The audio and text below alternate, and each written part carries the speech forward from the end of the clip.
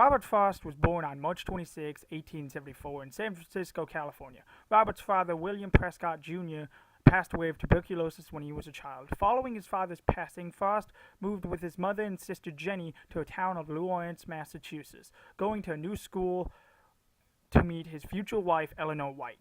After trying and failing of getting a job in 1894, he wrote his first poem, My Butterfly Analogy, published in The Independent, a weekly literary based in New York City. With that success, he went to Harvard, but dropped out 2 years later, then moved to his grandfather's old living space and lived there for 12 years. Sadly, Robert and Eleanor tried to make a family, but their kids passed away from diseases. Their longest child lived to be 20.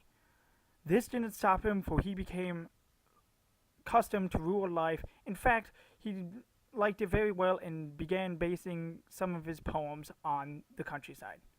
The poem I will be reading is The Road Not Taken, published in 1951. It is about a man in the woods that finds himself at the beginning of two paths, one that is less traveled by and one that has been traveled the most. This poem can be about life, as most people choose the easier path, and some people choose the hard, less traveled path. And that is harder yet greater reward in the end.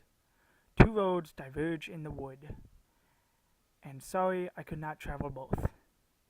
And be one traveler long I stood, and looked down one as far as I could, to where it bent in the undergrowth, then took the other side, then took the other, as just as far, and having perhaps the better claim, because it was grassy and wanted wear. Though as for that the passing there had worn them really about the same, and both that morning equally lay in leaves no stepped had trodden back black. Oh, I kept for another day, yet knowing how way leads on to way, I doubted if I should ever come back.